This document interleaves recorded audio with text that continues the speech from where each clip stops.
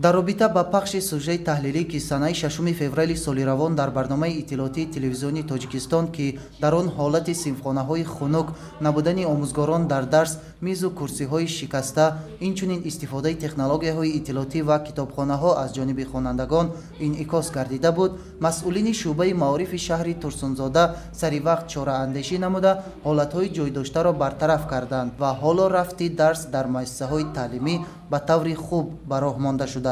аз ҷониби кормандони дастгоҳи шуъбаи маорифи шаҳри Турсунзода вобаста ба пешгирии ин камбудиҳо, инчунин сари вақт ислоҳ намудани ин камбудиҳо гурӯҳи корӣ ташкил намуда дар ҳамаи муассисаҳои таълимӣ бо кормандони муассисаҳои таълимӣ, инчунин омӯзгорон суҳбату вохӯриҳо гузаронида шуда камбудиҳо дар ҳамаи муассисаҳои таълимии шаҳри Турсунзода сари вақт ислоҳ карда шуд.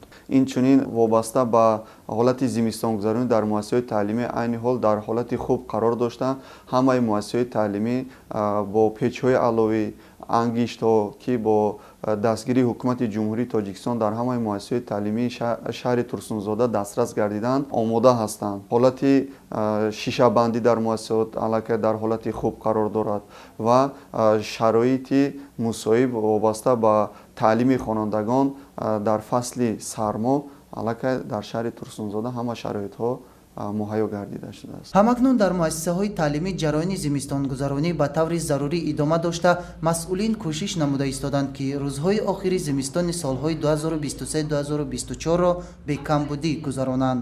Инчунин китобхонаҳо аз ҳисоби китобҳои дарсӣ ва бадеӣ ғанӣ гардонида шуда, омаду рафти хонандагон ҳамеша ба қайд гирифта мешавад. Компютерҳое ки дар синфхонаҳои технологияи иттилоотӣ насб гардидаанд, баробари таъмин шудан бо қувваи барқ ҳатман фаъолият мекунанд. از طرف تلویزیون تاجیکستان آید به موسم زمستانگذارانی برای سالهای 2023-24 سنجش گذرانده شده یکچند کمبودی‌ها برآمد و ما مأموریت مؤسسه تعلیمی آموزگاران در روزهای کوتاه‌ترین این کمبودی‌ها را برطرف کردیم. در مؤسسه تحصیلات میانه عمومی رقم 20 زیاده از 1177 نفر خوانندگان بوده در 2 بست تحصیل می‌کنند. این خوانندگان در 20 صنفخانه تعلیم میگیرند. برای موسم زمستانگذارانی پیچگاه علاوه شینانده شده، هر روز پیچگاه علاوه گریان می باشد.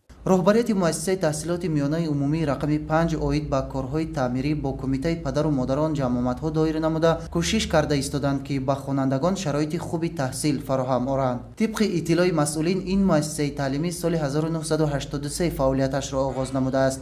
бинобар ин ба таъмири капиталӣ ниёз дорад ки бо кӯшиши роҳбарияти муассиса давра ба давра амалӣ карда мешавад. дар ин баробар аз ҷониби мақомоти иҷроияи ҳокимияти давлатии шаҳри Турсунзода дар ҳамкорӣ бо вазорати маориф ва илми ҷумҳурии Тоҷикистон, инчунин тариқи ҷалби сармояи соҳибкорон сохтмони муассисаҳои таълимии нав ва кӯдакистонҳо идома доранд ки то ҷашни 35-солагии истиқлолияти давлатии ҷумҳурии Тоҷикистон ба истифода дода мешаванд. дар назди 25 муассисаи таълимӣ зиёда аз 246 синфхонаҳои иловагӣ сохта ба истифода дода мешавад ва аз ин 115 синфхонаҳои иловагӣ дар соли 2023 сохта ба истифода дода шуд.